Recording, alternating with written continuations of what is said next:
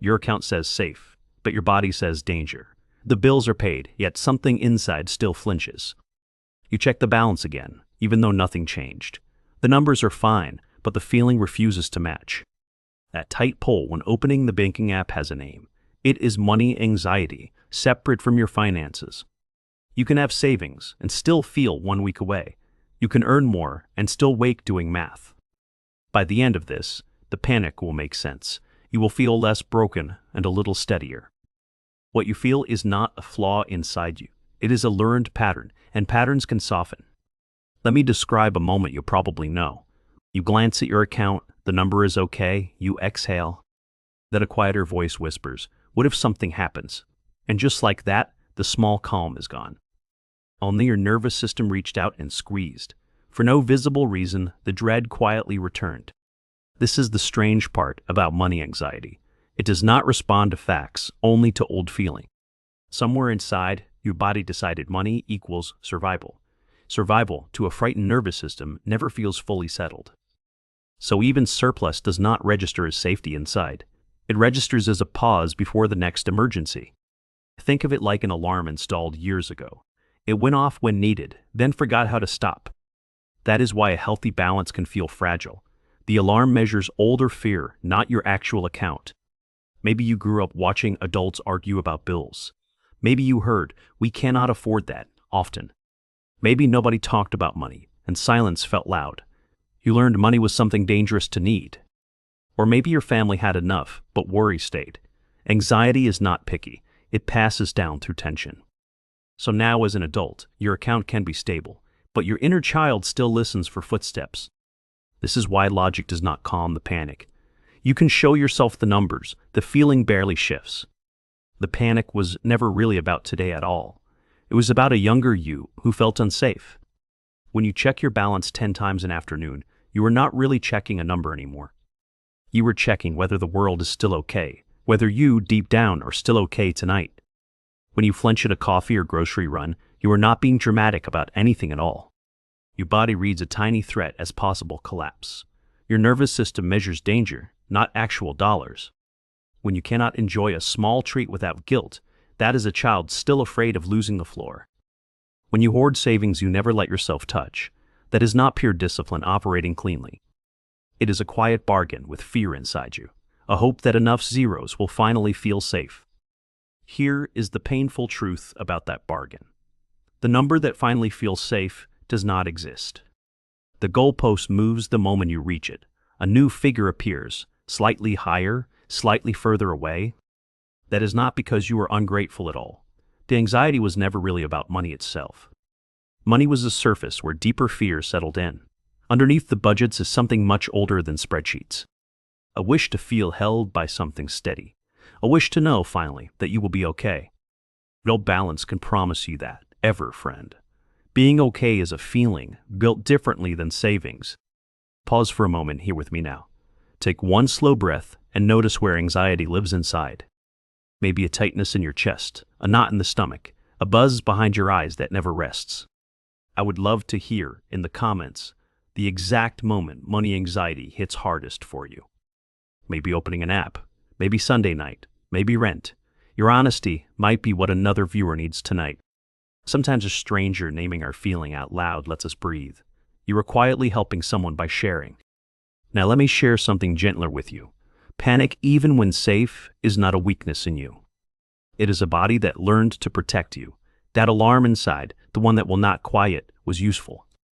It helped a younger you stay alert in chaos. The problem is not that the alarm exists today. Nobody told the alarm the emergency ended, so it keeps doing its old job decades after needed. You are not anxious because you are bad with money. You are anxious because part of you still waits. That part deserves compassion, not criticism from you. It has watched the door for a very long time.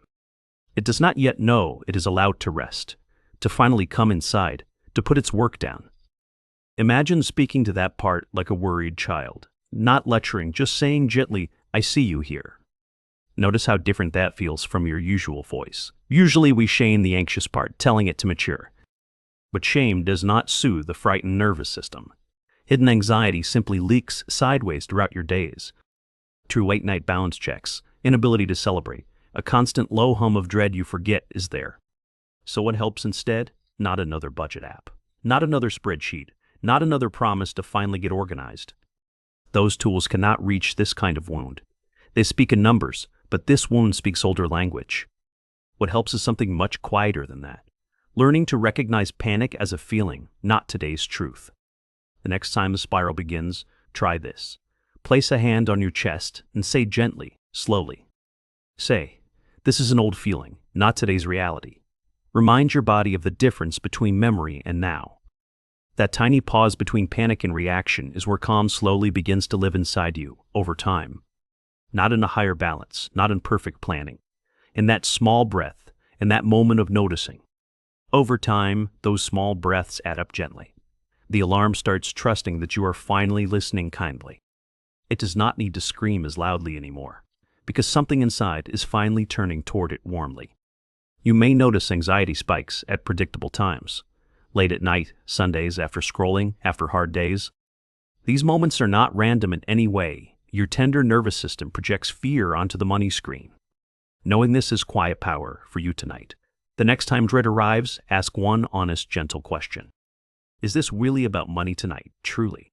Or about feeling alone, tired, unseen, unsure of yourself? Often the answer surprises us deeply, quietly inside. The panic loosens just from being asked something honest. The mind was never really arguing with the bank.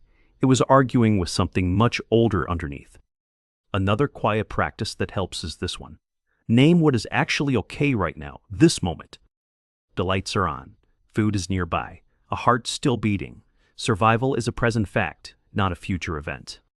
Money anxiety lives in tomorrow, in imagined collapse, but you live in now, where you are listening. Safe. That safety will not feel huge at first. It will feel small, almost too small to count for much. But it is real, and real safety builds slowly. One small moment, never one giant deposit at a time. You may also need to grieve something here gently.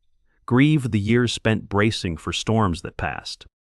Grieve the younger you who never relaxed around money, who carried a fear that was never even hers. That grief is not weakness either, ever friend. It is the heart acknowledging what it carried alone. On the other side of grief is something softer. Not financial certainty, nothing in life can offer that. But a steadier relationship with not knowing the future. A willingness to be alive without guaranteed answers. Here is the deepest truth underneath money anxiety. You are never really chasing money for its own sake. You are chasing the feeling of being allowed to rest, of setting the heavy thing down for an evening. Rest arrives when the body learns to set the alarm down. Rest is permission, not a prize you earn. You can practice that small permission today. Enjoy one small thing without measuring, without guilt waiting nearby. A walk outside, a warm drink, a favorite song, a slow meal eaten without scrolling, without internal judgment. These are tiny acts of rebellion against the part that believes safety must always be earned painfully. You do not have to earn the right to feel calm. You do not deserve it only by hitting numbers. Calm is a birthright, not a reward you win. It belongs to you, even when accounts do not cooperate. The anxious part will not believe that at first. It will scoff. You do not understand the risks. Let it speak its piece quietly inside you. Do not argue. Do not try to logic it into silence. Place a hand on that fear and say, I hear you. I am not leaving you alone tonight. Slowly, with repetition, that part begins to soften. Not vanish, just soften, like ice meeting warm light. The grip loosens. The breath deepens. The numbers begin to matter a little less than before. You start to notice you can hold two things. Yes, money is real, and yes, you are also more. You are a person who has survived every difficult day, more than any number on any screen anywhere. You have figured out hard things before, often with less than you currently have around you now. Your future self will figure things out too. That is not naive hope, but honest history behind you. Money anxiety wants you to believe ruin is close, but you have been through bad months before this. And you are still here somehow, still breathing today, still capable of joys no spreadsheet can measure. If you take one thing from this, take this. Panic is not proof something is wrong with your life. It is proof that part of you once felt unsafe and is still trying to keep you alive somehow. Thank that part for its service quietly. Tell it the old storm has passed, it can rest now. Notice, even now, if your shoulders have dropped slightly, if your breath is slowed, if the room feels softer. That softness is your nervous system recognizing, for one moment, that it might be okay tonight. We will keep building this together, one truth at a time, week by week, in your corner, on your side. Money will slowly stop feeling like a threat. It will start feeling like a tool that serves your life. A tool, not a god ruling your nervous system. A number on a page, not a verdict on you. If this reached something true inside you tonight, leave one word in the comments describing how money feels. One word is enough. Heavy, tight, loud, quiet, tired, numb, hopeful. Any honest word at all will land. If this channel feels like a place where money anxiety is understood, consider subscribing and turn the bell on, so the next quiet video finds you when needed. Maybe a hard Sunday, maybe a sleepless Tuesday night. For tonight, let this be enough for you here. You are safer than your panic says in this moment. You are softer than your fear lets you feel. Place your hand on your chest.